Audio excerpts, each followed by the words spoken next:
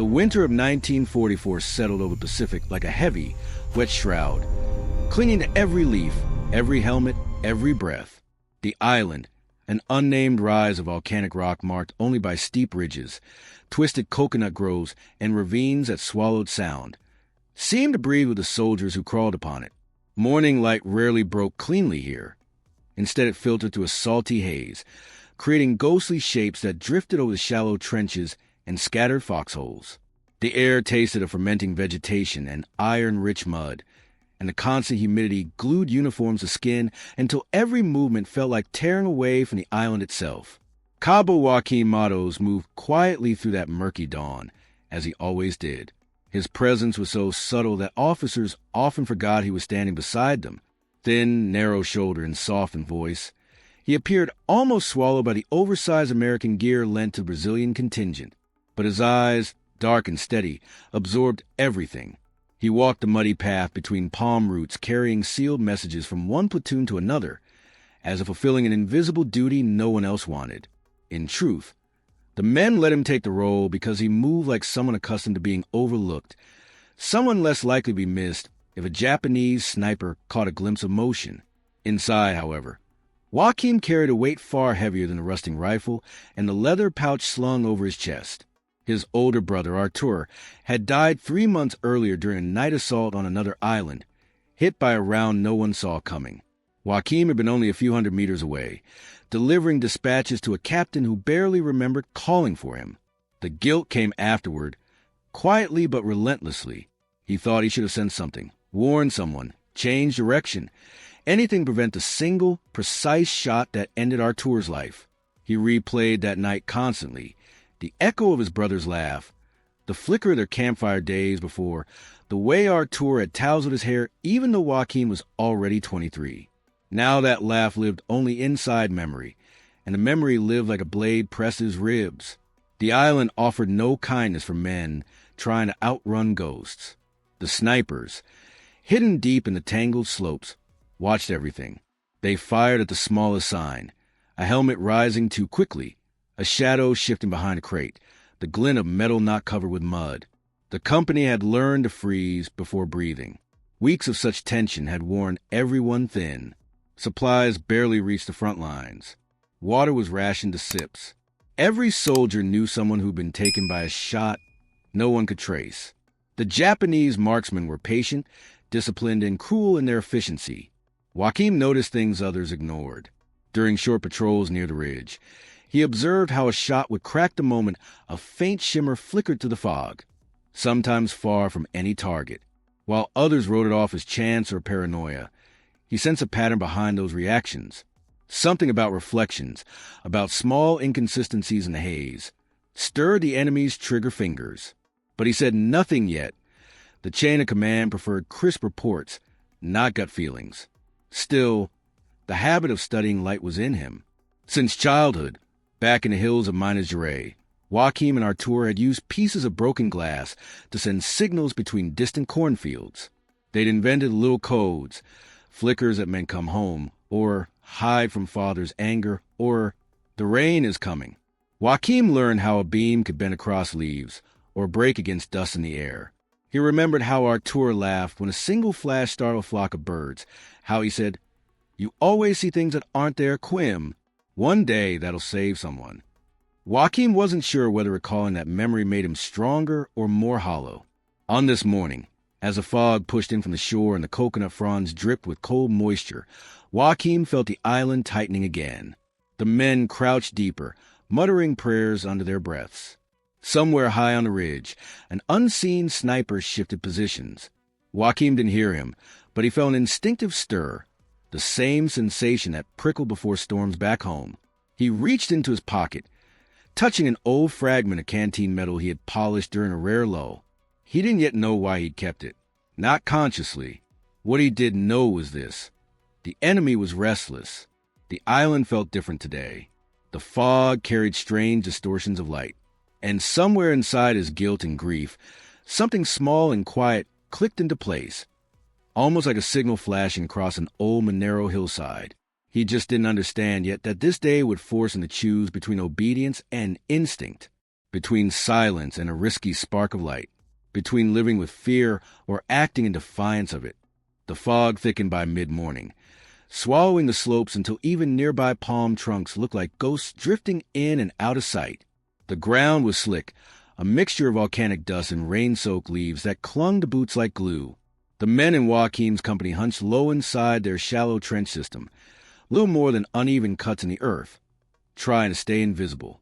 Every sound, even the soft clatter of a mess tin against a belt buckle, felt like an invitation for death to whistle down from above. Lieutenant Harris, the American assigned to coordinate the mixed platoons, crawled along the trench line with an expression carved from exhaustion. His face carried dark crescents beneath the eyes, his jaw permanently tightened. 3 days of deadlock had aged him a year. No sudden movements, he whispered to a group of men who didn't need the reminder. They're jumpy today. Jumpy? Joaquim almost smiled at the understatement. The Japanese marksmen weren't just watchful. They were agitated. The previous night's failed advance attempt had provoked them. Since dawn, they fired at anything that flickered, even shifting shadows cast by the low sun trying to break through the haze. Something had disrupted their usual discipline, and Joaquim couldn't shake the suspicion that the fog itself was playing tricks on their eyes, distorting light in patterns that felt familiar to him. He knelt near a split coconut trunk, the bark cracked open like an old wound. Ahead of him, the valley dipped into a shallow bowl of thick undergrowth and damp rock. Somewhere on the opposite ridge, at least 2 sniper nests were hidden, one on a shelf of black volcanic stone, another tucked beneath a collapsed palm. The men had mapped only general areas based on muzzle flashes, but the exact spots remained mysteries. Each time they tried to get closer, someone fell. Joaquim watched a small droplet slide down a palm leaf, catching a hint of sunlight before dripping to the mud. That small glint triggered memory after memory. Days in the cornfield with Artur, afternoons playing games of catch the light, how a tiny shift in angle could transform nothing into something noticeable. He blinked slowly, studying how the fog moved in faint waves, like a lazy tide crawling inland. It wasn't random. The haze clung to certain pockets of the terrain, arching over others, creating natural distortions that almost resembled human shape when viewed through layers of drifting moisture. An hour crawled by. The men whispered about dwindling water supplies. The barrels brought ashore days earlier had been split by shrapnel, and the replacement canisters were stuck behind a ridge scarred by too many failed pushes. If the company didn't advance soon, thirst would do what bullets hadn't. Then the first scream shattered the fragile calm. 2 soldiers, Santos and Weaver, had slipped out to reposition a radio antenna. It was supposed to be a short, careful movement. But the instant Santos's helmet brushed a branch, a sharp ring cut through the fog. Weaver dove for cover, mud splashing high around him, but Santos wasn't fast enough. The shot struck his leg, spinning him down into a shallow ditch. Another crack followed, then another. The snipers had him pinned precisely where the ground offered no escape. Joaquim felt the air in his chest freeze. The rest of the platoon pressed deeper into the earth, watching helplessly. The enemy fire came from at least 3 angles. Santos yelled that he could feel blood filling his boot. Weaver pressed himself low behind a tree stump that wouldn't hold if the snipers adjusted their aim. They were trapped in open ground, barely 30 meters from friendly lines, but impossibly far under the current crossfire. Lieutenant Harris cursed under his breath. If we send anyone, we lose more men. They have clear sight lines. He slammed his fist against the trench wall, a gesture of helpless fury masked as discipline. Hold the line. We wait for dusk. Dusk? Joaquim looked at Santos, who even from here clutched at the soil with weakening hands. He wouldn't last until dusk. The blood loss alone would claim him. And Weaver, strong, loud Weaver, was silent now. Frozen in fear as bullets struck the mud around him like cold raindrops. The chain of command was paralyzed. Joaquim saw it plainly, and with that clarity came another realization. If he didn't do something, the guilt he carried for Artur would become unbearable. He scanned the fog. The mist billowed gently near a cluster of roots where the last rifle shot had cracked a heartbeat too late. Joaquim followed the faint ripple with his eyes. The sniper had reacted to something he thought was movement. Yet the only thing there had been was a wavering patch of haze. A pattern. A habit, a vulnerability. Joachim's breath tightened, but not with fear. This was the same dance of light he had played with as a child, the same instinctive reading of how brightness slipped across surfaces, how reflections jumped through the air. The snipers reacted predictably to the slightest shimmer. His fingers brushed a polished fragment of canteen metal in his pocket. He wasn't thinking of orders now. He wasn't thinking of rank or protocol, only of Santos's trembling voice and Weaver's silent terror, and of Artur, always Artur, who once said Joachim saw what no one else noticed. In that moment, the idea formed fully, solid as stone. Not a sane idea, not a safe idea, but an idea that might bend the odds just enough. If light could create the illusion of movement, perhaps it could draw the enemy's fire to nowhere. The fog pressed closer as if the island itself wanted to listen to Joachim's heartbeat. The rifle cracks had stopped for the moment, replaced by the low moans of Santos and the wet rasp of Weaver's breathing. The rest of the platoon watched helplessly from the trench line, their faces pale beneath streaks of mud. No one dared move. Every soldier understood the mathematics of sniper fire. One wrong gesture, and the ridge above would erupt again with deadly precision. Joachim crouched near the edge of the trench, hands trembling slightly, not from fear but from the weight of the decision forming inside him. The polished metal fragment rested in his palm, cold and slick. He turned it over once, catching the faintest bend of light breaking through the fog. It flashed for a fraction of a second, a subtle glimmer almost too soft to notice. But the snipers would notice. They always did. Lieutenant Harris passed behind him, muttering to himself, rehearsing impossible solutions that all ended in blood. Joachim raised his head. "Lieutenant," he whispered. Harris stopped, his boots sinking into the mud. "Not now, Matos. I need silence to think." Joachim hesitated. This plan would sound insane, reckless, unmilitary. But Santos's cries were thinning, fading into shallow gasps. If they waited much longer, there would be no one left to save. "Sir, I think they're not aiming at us." "Not exactly." Joachim swallowed, forcing the words. "They're aiming at reflections. At light." Harris blinked, half confused, half annoyed. "Light? Mottos we don't have time for."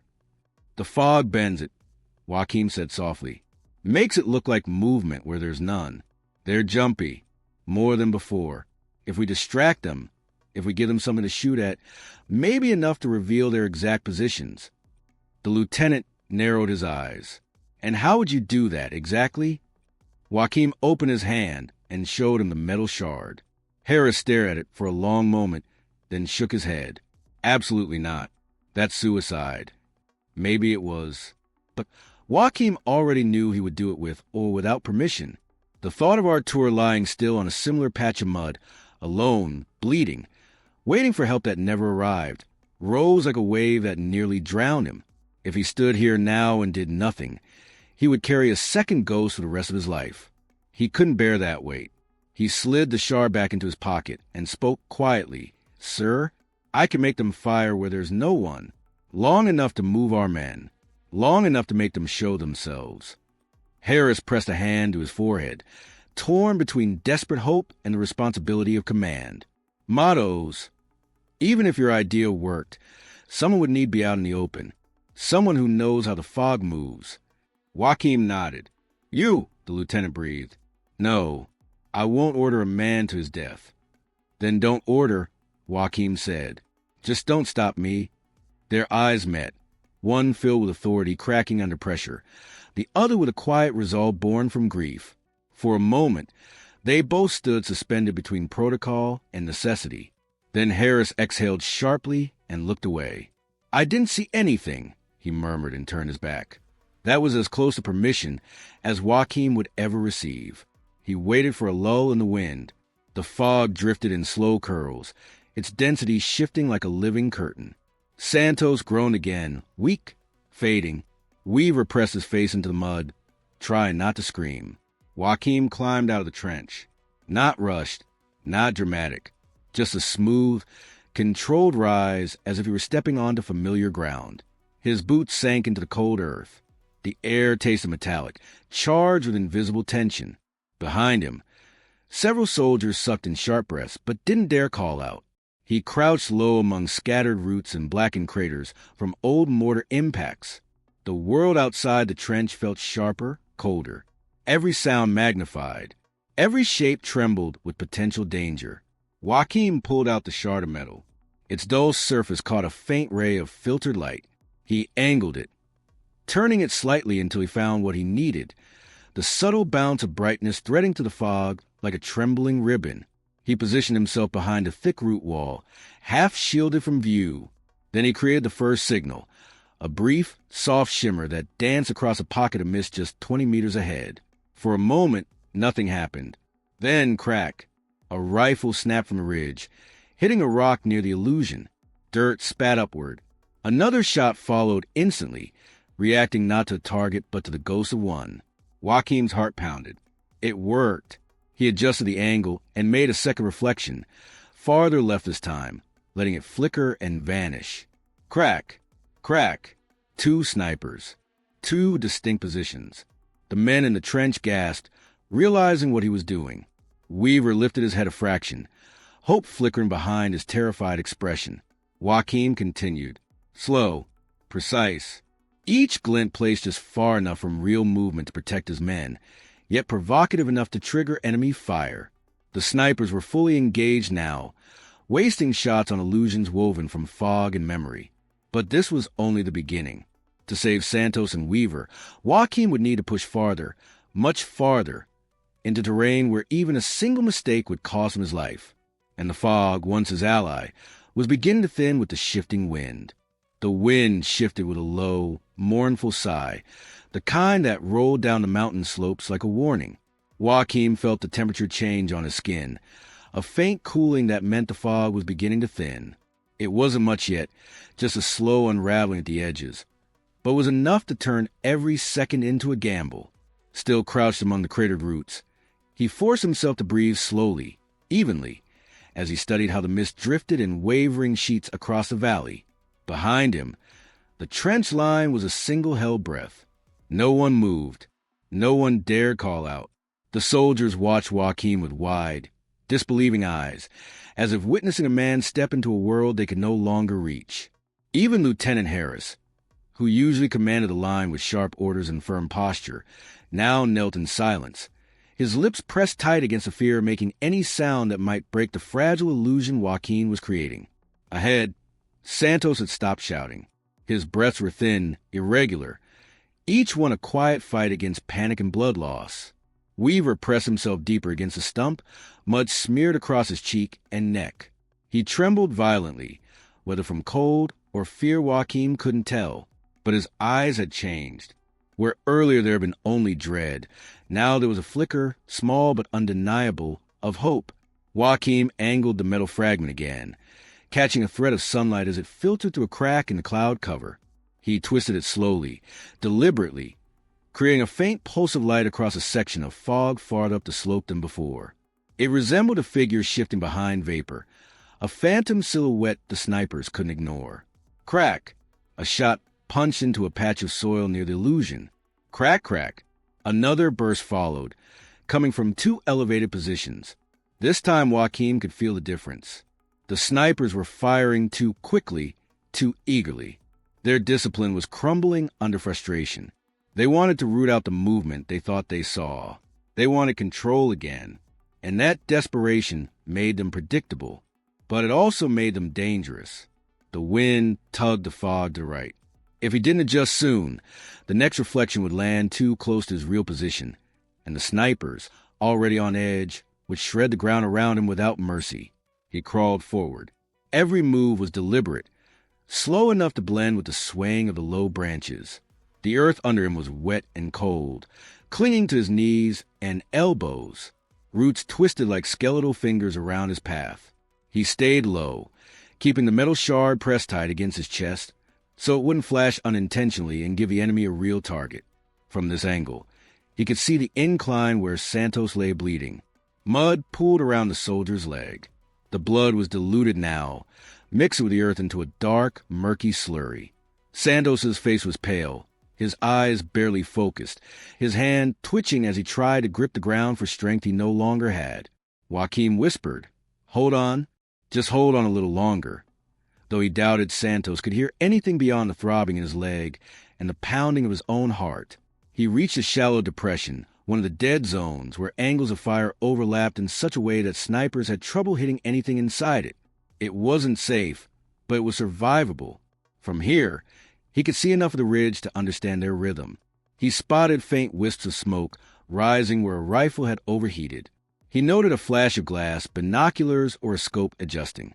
And he sensed something else: impatience. These marksmen were not acting under perfect calm anymore. They were reacting. Good. He lifted the shard again, keeping it low, almost hugging it to the earth. The angle was delicate. An inch too high and the reflection would miss its target. An inch too low and it would brush the ground uselessly. He waited for the fog to thicken briefly, giving him a cushion. When it did, he struck a tiny glint upward, making it dance twice, rapidly, like the twitch of someone ducking behind a tree. Crack! A sniper took the bait immediately. Crack! Another followed. For the first time, Joachim heard something subtle beneath the gunshots. A faint metallic click, the harsh racking of a bolt cycling too quickly. One rifle was nearly empty. The rhythm had changed. He needed to push the snipers harder, make them waste the rest. The wind grew colder. The fog thinned further. Time was vanishing. Joachim shifted, crawling to a new position just behind a broken palm trunk. Here, a strip of mud sloped upward into open ground. It was the most dangerous stretch yet. No roots to hide behind, no shadows thick enough to mask him. But from this point, he could place the final signals in a way that forced the snipers to reveal everything they had left. He pressed his forehead briefly to the cool bark of the fallen trunk, whispering to the memory of Artur, "Guide me, Ermeo, just a little more." Then he rose into a low crouch and prepared the boldest fake movement yet, a sweeping shimmer that would mimic someone sprinting through the fog.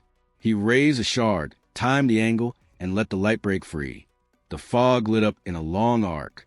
For a heartbeat, the island held still. Then the ridge exploded with fire. Crack, crack, crack. Bullets tore the air where no man stood. The snipers were emptying their fury into phantoms.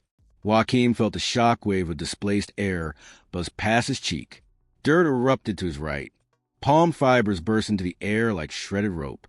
But he remained still, hidden in the smallest dip of ground, trusting the illusions he had shaped since childhood. The snipers were burning through ammunition, revealing themselves with every wasted shot. He could feel the momentum shifting. But to finish what he started, to save Santos and Weaver, he would need one final push deeper into enemy sightlines. The place where no one dared step. The place where a single miscalculated reflection would kill him. And he knew he was running out of fog. The fog peeled back in slow, reluctant strands, exposing more of the valley than Joachim wanted. The island's breath was weakening. The curtain that had shielded his illusions, softened silhouettes, and bent brightness into false movement, was dissolving under the wind's cold insistence. Joachim knew the worst truth of all.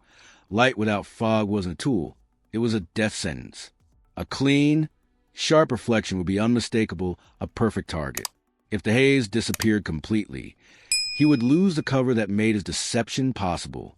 But there was no time to retreat. Santos's breaths grew quieter, fading into shallow stutters. Weaver's arms had begun to shake uncontrollably as exhaustion and fear gnawed at him. If the snipers regained discipline now, even for a minute, they would finish what they started. Joachim crawled deeper along the slope, tore a patch of broken volcanic rock that jutted out like the spine of a buried beast. The ground here was firmer, less forgiving, and carried the burnt smell of old mortar impacts. Bits of shattered metal lay scattered around him, remnants of past fights that had taken place long before he set foot on this cursed island.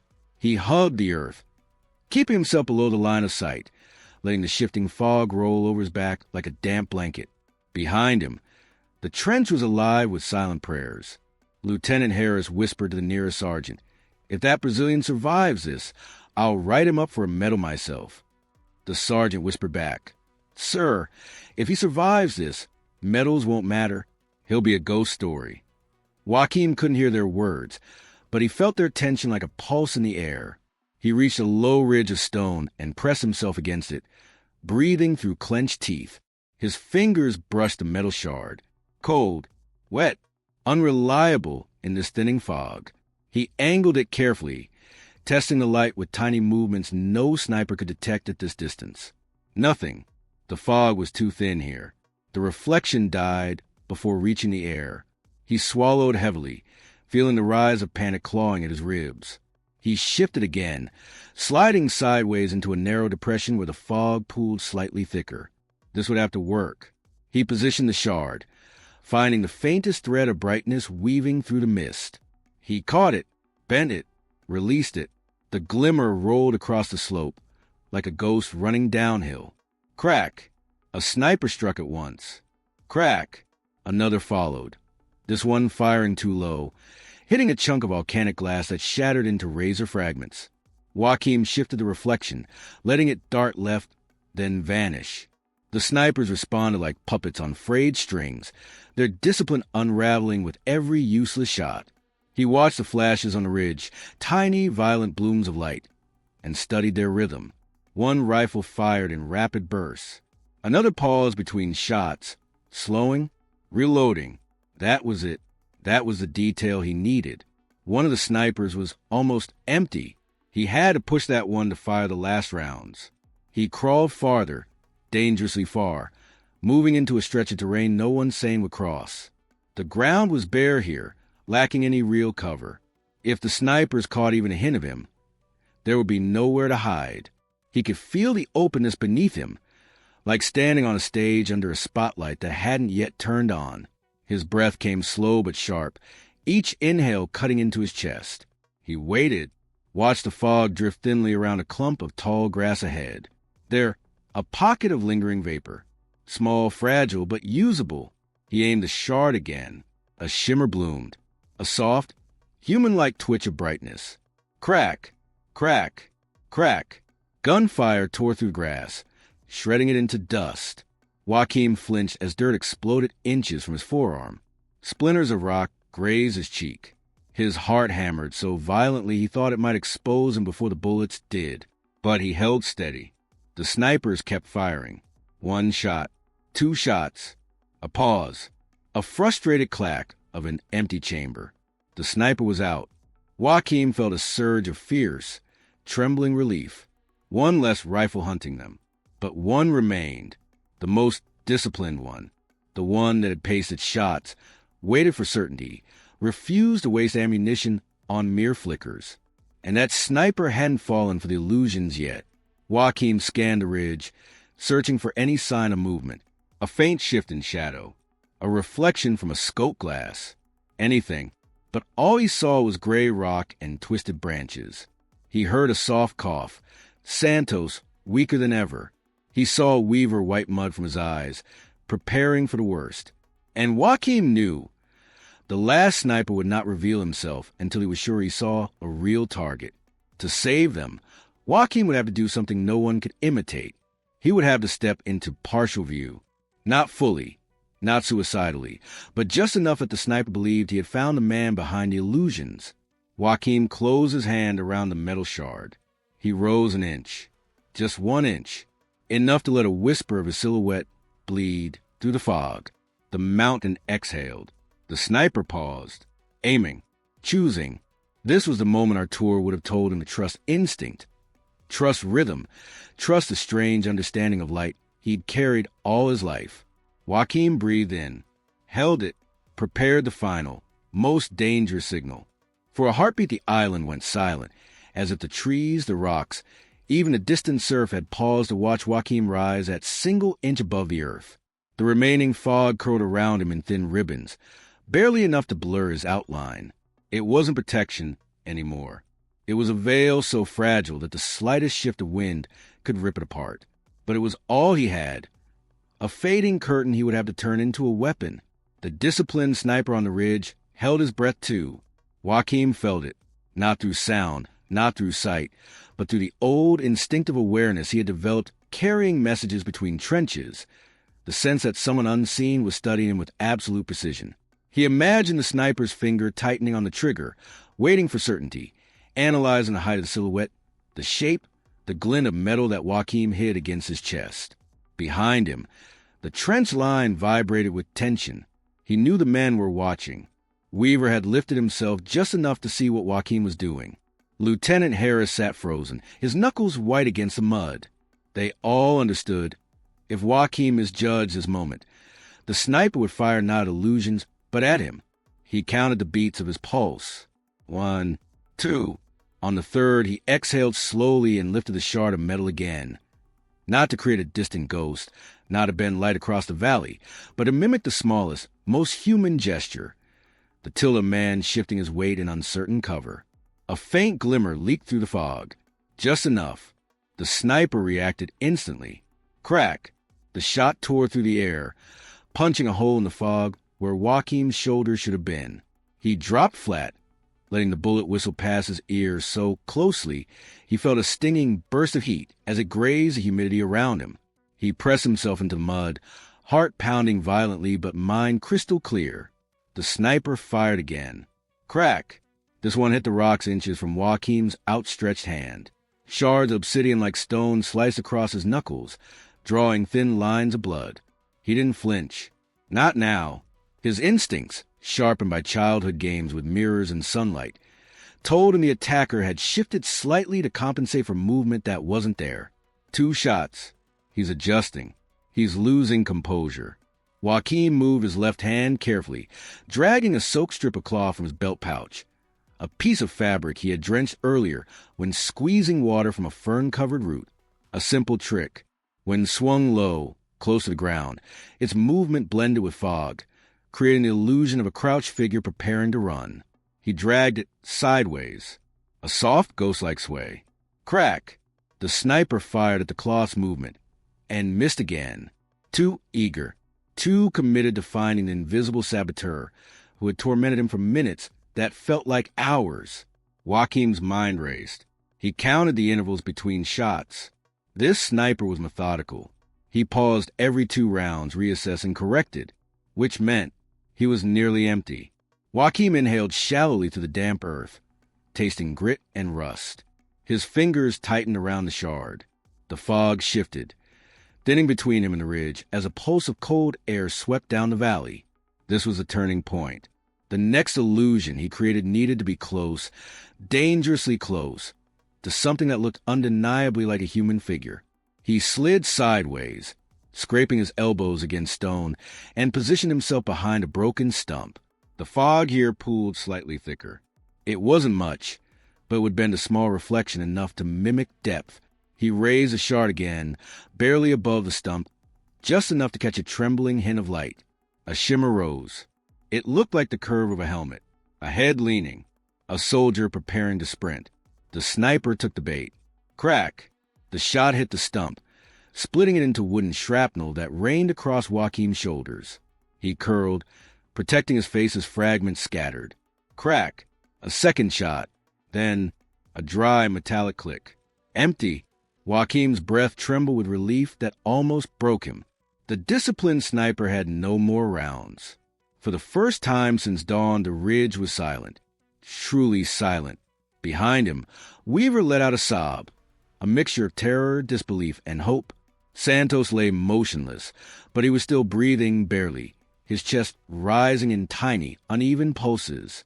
Joaquin didn't waste a second. He rose halfway from cover and shouted toward the trench with a voice he barely recognized as his own. "Agora! Advance 'em!"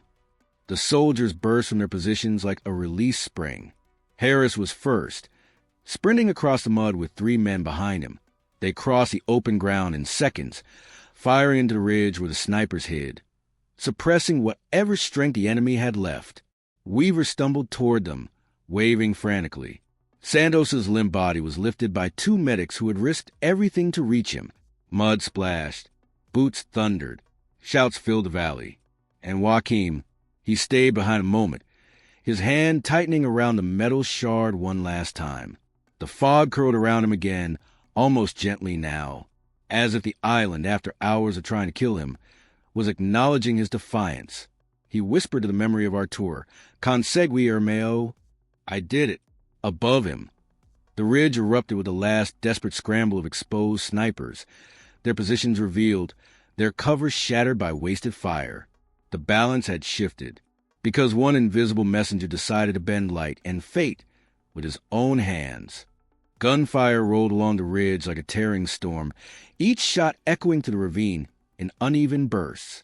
The Japanese snipers, once invisible phantoms, were now scrambling for new positions as the Allied troops flooded forward. Their concealment, carefully built nests of woven fronds, mud-coated canvases, and rock crevices, no longer protected them. The moment they had emptied their rifles into illusions, their power dissolved. And Joachim, still crouched behind a shattered stump, felt the surreal weight of that truth settle across his shoulders. He had broken their rhythm. He had forced their hands. He had pulled shadows into the open.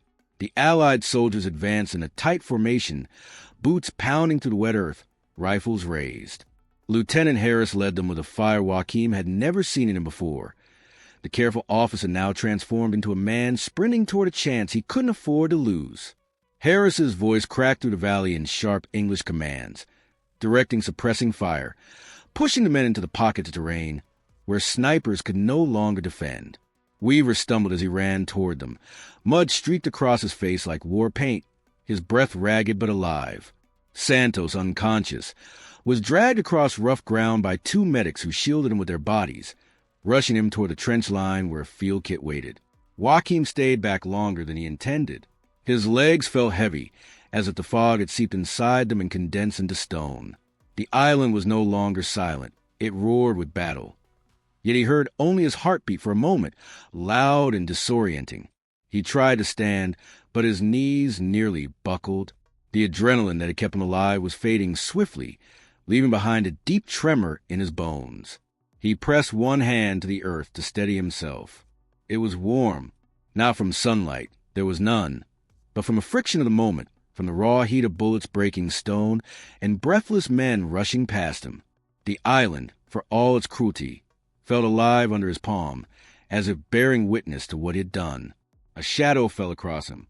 "You're not dying here," Harris barked, grabbing Joachim under the arm and pulling him upright. His tone was gruff, but his eyes revealed something new, respect, thinly masked by urgency. "Move. Mottos. You've done your part. Let us finish it." Joachim nodded, though his legs shook as he followed. The ridge ahead snapped with final bursts of enemy gunfire. The last active sniper, forced from cover by the earlier illusion, fired blindly now, desperate. Joachim could tell by the erratic rhythm that he no longer had full view. He was shooting at shadows, consumed by the same fear his squad had inflicted upon Allied forces for weeks. A squad of Americans circled the outcropping from the right flank, scaling the steep, muddy slope with the confidence of men who knew the tide had turned. Another group pressed upward from the left, using fallen trunks as stepping stones. Harris motioned for Joachim to stay back and joined the forward push, his boots slicing through wet leaves. A final shot cracked, then silence. Sharp, absolute silence. A signal flare streaked upward from the left flank, red smoke swirling outward, marking the ridge as secured. Shouts of relief rose from the men. Some laughed. Some let out long, shaky breaths. Weaver fell to his knees, both in exhaustion and disbelief, tears cutting clean lines through the mud on his face. Joachim stood still. He felt the world tilt, not from injury, but from the sudden emptiness where adrenaline had been. For hours he had acted, reacted, improvised. Now the stillness pressed against him with unexpected force. He wiped dirt from his cheek, only realizing then that it was mixed with thin streaks of blood from the stone splinters earlier. A medic rushed past, gesturing toward Santos. "He's alive," the man shouted. "Weak, but alive. If we get him water soon, he might make it. Alive." The word hit Joachim with more impact than the gunfire. His throat tightened uncontrollably. His mind flashed back to another patch of mud, another man bleeding, a desperate run he hadn't made in time. Artur's face flickered in his memory, soft and worn, the way he used to lean against fence posts after long days in the fields. "I couldn't save you, but I saved someone today." The fog drifted lower again, as if returning now that its role had been played. It curled around Joachim's boots, cool and familiar. He looked toward the ridge, where the last curls of gun smoke faded into the air. Enemy rifles lay scattered near small dugouts carved into volcanic stone. Broken branches and torn vegetation marked the violent path the snipers had taken in their final retreat. Allies gathered near Joachim, clapping his back, murmuring disbelief. That reflection trick. How'd you even think of that? You saved the whole flank, man. Joachim shook his head, embarrassed, shrinking instinctively into himself. Praise never sat well with him. But some part of him, small, quiet, warm with an unfamiliar pride. Not arrogance, just a recognition of having acted when it mattered. Harris approached him again, hands on hips, chest heaving with exertion. Mottos, he said, pausing as though unsure of how to continue. This victory, part of it belongs to you. Don't argue. Joachim didn't. He only lowered his gaze and let the truth settle. The ridge was theirs. The path to water was open. Men would live, because he had seen what no one else saw. Because he had acted when no one else dared. But the day was not over, and the island, quiet now, seemed to be waiting for something else. A reckoning, a memory, a final moment that would bind this day to Joachim forever. As afternoon bled into evening, the ridge settled into a rare stillness. The last skirmishes had faded, replaced by the muted rhythm of boots in wet soil and the low hum of men returning to themselves after surviving what should have killed them. The fog, faithful companion of the island, began to rise again, not thick like the morning's veil of danger, but soft, golden at the edges, as if the dying sun had decided to rest inside it. Joachim walked slowly down the slope, his steps heavy but steady. The adrenaline had drained from him hours ago, leaving a dull ache in his legs and arms. Mud clung to everything, his uniform, his skin, even a fragment of metal shard he had tucked safely back into his pocket. He touched it absent-mindedly, feeling the cool edge against his thumb. Simple, ordinary, yet today it had become something else entirely. A tool that bent fate, a memory turned into a weapon, a promise to a brother fulfilled. The forward medics worked near a cluster of uprooted palms, their lanterns glowing softly in the approaching dusk.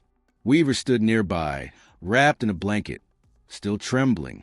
When he saw Joachim approaching, he straightened and nodded with quiet gratitude, not loud, not dramatic, but sincere. The kind of gesture only a soldier who has seen death and been pulled back from the edge can offer. He's hanging on, Weaver whispered, jerking his head toward the stretcher where Santos lay. Tubes, bandages murmured orders, but still alive. They say he asked for water. That's a good sign. Joachim felt a warm spread through his chest at those words, a warmth tinged with relief, exhaustion, and disbelief. He crouched beside Santos, watching the man's eyelids flutter as he fought his way back from a haze of shock. A medic glanced at Joachim and gave him a quick nod. He'll make it if we stabilize him before night. Another hour or two, and this would have been a different story. Joachim didn't need to hear the rest. He placed a mud-stained hand on the edge of the stretcher, silent. Something in him loosened. Something tight and painful that had lived there since the night Artur died. For the first time, he felt the weight of that loss shift, not disappearing, but settling differently, no longer sharp enough to tear him apart each time he breathed. He had saved a man today. His brother's memory no longer ended only in regret. As the medics carried Santos toward the temporary camp, Joachim followed the path slowly. The men cleared space for him with a respect he wasn't used to. Some clapped his shoulder. One offered him half a canteen. Another murmured a quiet, "Value, Cabo."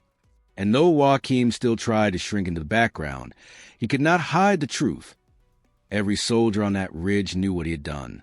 In the makeshift camp, fires flickered low, their smoke drifting upward to mingle with the returning fog. Joachim found himself a seat on a broken ammunition crate, his body sag in relief just to be off his feet. The day replayed in fragments, flashes of light and fog, bursts of rifle fire. The absolute stillness required outthink men trained to kill at the slightest motion. His hands shook a little, but he kept them pressed between his knees until they steadied. Lieutenant Harris approached after some time, his uniform torn, boots caked in layers of mud. He stopped in front of Joachim, hesitated, then cleared his throat. "You changed the day's outcome," Harris said. "Not me, not command. You." Joaquin looked up, startled. Harris wasn't smiling, but there was pride in his eyes, a rare, honest pride. He extended a hand. Joaquin took it. No one will say it openly, Harris continued, because victory makes men forget details. But we won't forget. I won't. Joaquin nodded once, unable to speak past a lump forming in his throat. The lieutenant walked away, leaving Joaquin alone with the quiet hum of the camp. The sky dimmed into a gentle indigo. The fog, lit from underneath by the last embers of sunset, glowed faintly. It drifted in delicate strands through the coconut groves, reflecting hints of gold and copper like timid fireflies. Joaquin stood and walked toward the ridge's edge. The valley stretched below him, a mosaic of darkness and dim light. Craters still smoked. Fallen branches littered the slopes. Scars of battle everywhere. But above all, the fog carried a soft, shimmering sheen, the same quality of light he had used hours earlier, only now calm, peaceful, unhurried. He reached into his pocket and retrieved the metal shard. It was dented now, scratched, its edge chipped from grazing stone. He held it to the fading sky, letting a small reflection flicker in the air. The fog caught it gently. No gunshot followed. For the first time, the shimmer was simply light, nothing else. Joaquin closed his hand around the shard and slipped it back into his pocket. A keepsake now, not a tool. A reminder of the moment he stepped out of silence and acted. The island, bathed in the last warmth of dying daylight, seemed to glow at him for a moment, acknowledging, in its own strange way, the courage of a man who had never been considered essential, who had always blended into the background until the day he chose not to.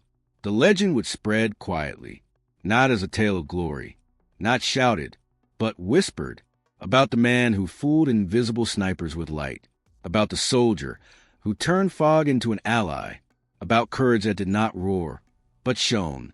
Joaquin breathed deeply, the air cool and sharp with the scent of damp earth. For the first time since losing Artur, he felt something steady inside him. Not peace, not yet, but the beginning of it. He turned back toward camp, ready to rest, ready to face tomorrow. Behind him, the fog glimmered softly, carrying a memory of the light he had cast into it, a signal that only those who truly paid attention could ever understand.